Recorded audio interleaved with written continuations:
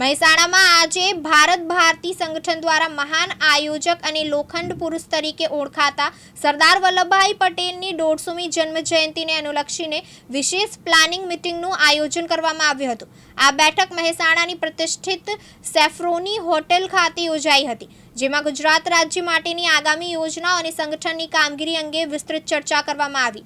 આ મીટિંગમાં મુખ્ય મહેમાન મહેસાણા જિલ્લાના સાંસદ સભ્ય હરિભાઈ પટેલ, ગુજરાત રાજ્યના ભારત ભારતી સંગઠનના પ્રમુખ હિતેશ પંડ્યા તેમજ ભારત ભારતી સંગઠનના હોદ્દેદારો, મહેસાણા ભારત ભારતી સંગઠનના જિલ્લા પ્રમુખ ધર્મેન્દ્ર પંડ્યા સહિત વિવિધ કાર્યકર્તાઓ અને સભ્યો મોટી સંખ્યામાં હાજર રહ્યા હતા। પ્લાનિંગ મીટિંગ દરમિયાન સંગઠનના પૂર્વવર્તી કાર્યોનું પુનરાવલોકન કરવામાં આવ્યું અને ભવિષ્યમાં સંગઠન કેવી રીતે રાજ્યના વિવિધ વિસ્તારોમાં રાષ્ટ્રવાદી અને સામાજિક પ્રવૃત્તિઓ વધુ અસરકારક રીતે અમલમાં મૂકી શકે તેની વ્યૂહરચના પર ચર્ચા થઈ। અંતે સંગઠન દ્વારા વિવિધ નિર્માણાત્મક કાર્યક્રમો, યુવા સક્રિયતા, શિક્ષણ ક્ષેત્રે સહાય અને સામાજિક જાગૃતિના અભિયાન શરૂ કરવાની જાહેરાત પણ કરવામાં આવી। ભારત ભારતીનો મહેસાણા ખાતે સમગ્ર પ્રદેશ રાજ્ય કક્ષાનો આ કાર્યક્રમ અહીંયા યોજાય છે, ત્યારે આ કાર્યક્રમમાં આવવાથી મને પણ આ કાર્યક્રમની રૂપરેખા અને એમનું આયોજન જોતાં મને એવું લાગ્યું છે કે સમગ્ર ભારતના જુદા જુદા પ્રાંતના લોકો જે અહીંયા વસતા હોય એમને એક તાંતણે બાંધવાનો સેતુરૂપ કામગીરી અહીંયા મને જણાય છે। અહીં મિની ભારતના દર્શન થાય અને આવનારા દિવસોમાં આ દેશને એક તાંતણે બાંધી રાખો, આ રાષ્ટ્ર મજબૂત કેમ બને અને આ રાષ્ટ્રપ્રેમની અહીંયા જે વાતો થઈ અને એમની પ્રવૃત્તિઓથી હું વાકેફ થયો, પછી ગુજરાત હોય કે સમગ્ર દેશમાં જુદા જુદા રાજ્યમાં જુદા જુદા વસતા જુદા જુદા પ્રાંતના લોકોને એક સાથે આ કાર્યક્રમના બેનર હેઠળ ભેગા કરવા અને રાષ્ટ્રપ્રેમની સતત ચિંતા કરવી, આ રાષ્ટ્રને મજબૂત બનાવવું, આવનારી પેઢીને પણ માર્ગદર્શન મળે એની સતત અહીંયા કાર્યક્રમો પણ ચિંતા થયેલી છે। આ કાર્યક્રમથી મને ચોક્કસ મારા માટે પણ ગૌરવ છે, મહેસાણા લોકસભા ક્ષેત્રમાં આ કાર્યક્રમ થયો છે। ખરેખર એમને સૌ આયોજકો અને તમામ કાર્યકર્તાઓને હું હૃદયપૂર્વક એમને આવકારે છે। મારા માટે પણ આનંદની વાત છે। આવી સારી પ્રવૃત્તિ રાષ્ટ્રીય સતત એક બેઠક બનીને ચિંતન થતું હોય ત્યારે ખરેખર આ કાર્યક્રમ બિરદાવવાલાયક છે અને તમામ આયોજકો અને અહીંયા ઉપસ્થિત રહેલા તમામ નાગરિકો જે કાર્યકર્તાઓ છે ભારત ભારતીના, એ તમામને હું અભિનંદન આપું છું। સર, દેશની પુરુષ સરદાર વલ્લભભાઈ 150મી જન્મજયંતિ ચાલે, શું કહેશો તેના વિશે? સરદાર વલ્લભભાઈ પટેલ આ દેશમાં જો વડાપ્રધાન થયા હોત તો આ દેશનો નકશો કંઈક જુદો જ હોત। આ દેશમાં જે પરિસ્થિતિ અત્યારે ચાલી રહી છે અને જે તે વખતે આપણા પ્રથમ વડાપ્રધાન નહેરુજીએ જે કરેલી ભૂલો છે એ આજે આજની પેઢી ભોગવી રહી છે આ દેશમાં, પણ સરદાર વલ્લભભાઈ પટેલે આ દેશને અખંડ ભારતના શિલ્પી તરીકે આપણે એટલે જ કહીએ કે આ દેશને, આ રાષ્ટ્રને મજબૂત બનાવ્યું છે અને અખંડ ભારતનું એમને આખો આ દેશ બનાવવામાં એમનો મહત્ત્વનો રોલ રહેલો છે અને આ દેશને પણ એમનામાંથી આવનારી પેઢીને પણ અને આપણને પણ સરદાર વલ્લભભાઈ પટેલમાંથી એમનામાંથી પ્રેરણા મળે છે અને આવનારા દિવસમાં આ દેશનું સુશાસન, આ દેશ કેમ મજબૂત બને, આ એક રાષ્ટ્ર, આ સતત આપણો દેશ એક રાષ્ટ્ર બનીને આપણે બધા એક મળીને અખંડ ભારતની જે વાત લઈને આપણે આગળ ચાલ્યા છે, ખરેખર સરદાર વલ્લભભાઈ પટેલના માંથી પ્રેરણા આપણે અખંડ ભારતની પ્રેરણા લઈને આવનારી પેઢીને પણ સાથે જોડીને અખંડ ભારતની કલ્પના જે આપણે કરી છે આવનારા દિવસમાં સાકાર કરવી જોઈએ। એ આપણા માટે આ સરદાર વલ્લભભાઈ પટેલની આ જયંતિ ઉજવાઈ રહી છે એમાં ખરેખર આપણે બધા એમાં જોડાવવું જોઈએ। સર, આજે કાર્યક્રમ યોજવામાં આવ્યો છે, શું કહેશો તેના વિશે?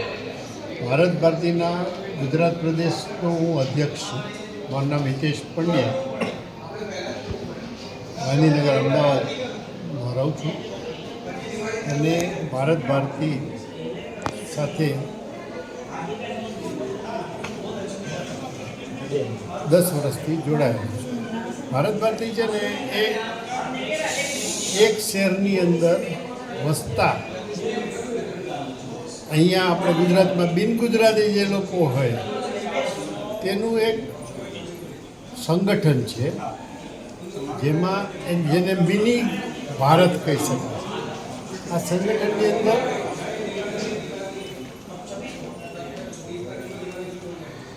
આ સંગઠનની અંદર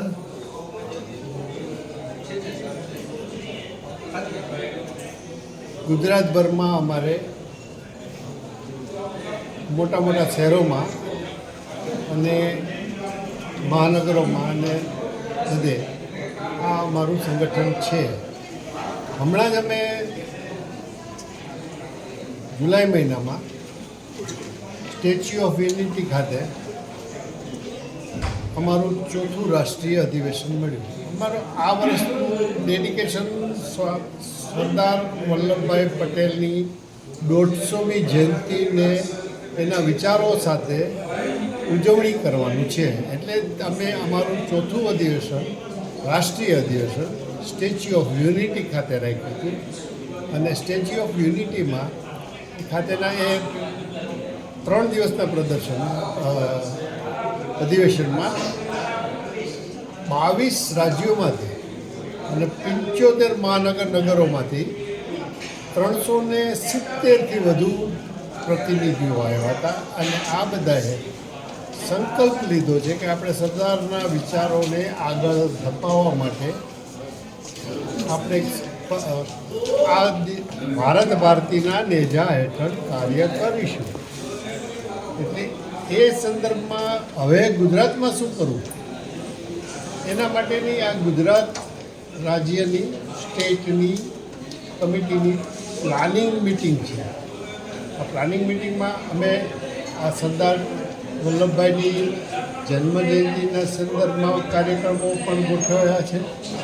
ઉપરાંત અમારા રેગ્યુલર કાર્યક્રમો હોય છે. રક્ષાબંધન, 15મી ઓગસ્ટ અને એક ફૂડ ફેસ્ટિવલ 26મી જાન્યુઆરી કે એની આસપાસ. આ રક્ષાબંધન અમે ચાલુ રક્ષાબંધન નથી ઉજવતા, પણ સામાન્ય રીતે દાખલા તરીકે આ શર્માજી ઉત્તર પ્રદેશના છે, તો એમને કોઈ કેરળવાળા બેન અહીંયા રહે છે એ રાખડીવાળા. આ પ્રકારનું અમારે એક બીજા સ્ટેટની વચ્ચે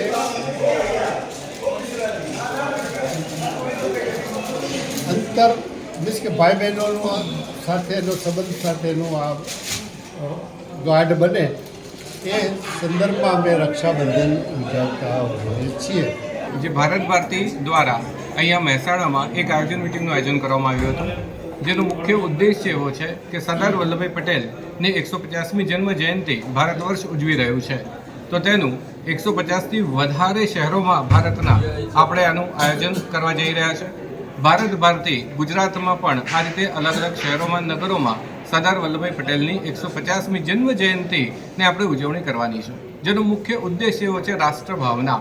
જેમ સરદાર વલ્લભભાઈ પટેલે દેશને જોડી રાખ્યું, અલગ અલગ રજવાડાઓને એકત્ર કરીને જે એક ભારત બનાવ્યું હતું, એના પર આપણે કામ કરતી સંસ્થા છે એક ભારત શ્રેષ્ઠ ભારત, જે ભારત ભારતીમાં અમે કામ કરી રહ્યા છીએ. અને એના માટે આજે મહેસાણામાં ગુજરાતના અલગ અલગ શહેરોમાંથી 80થી વધારે કાર્યકર્તાઓની અહીં હાજરી હતી.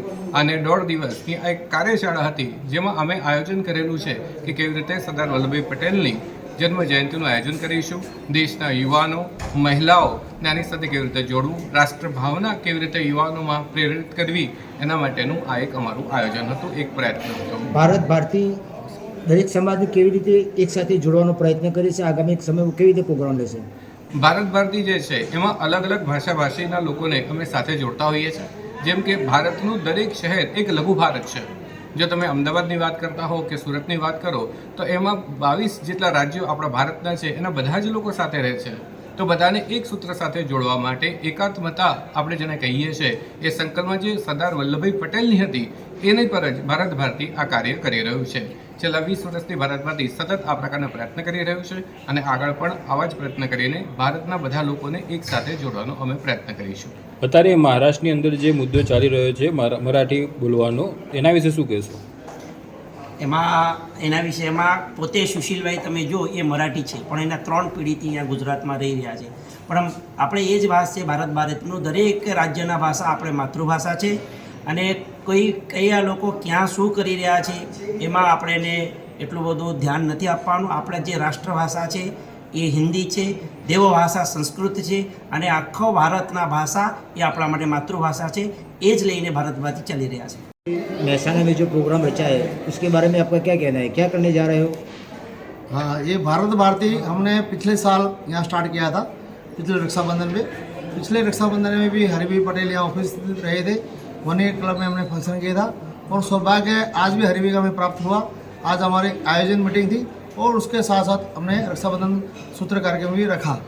रक्षाबंधन का कार्यक्रम यूँ उजोते हैं कि एक दूसरे का जो बॉन्डिंग है भाइयों का बहनों का, दूसरे प्रांत की जैसे बिहार प्रांत की बहनें हैं वो यूपी के भाइयों को राखी बांधेंगी, राजस्थान प्रांत की जो बहनें हैं वो बिहार प्रांत को बांधेंगी.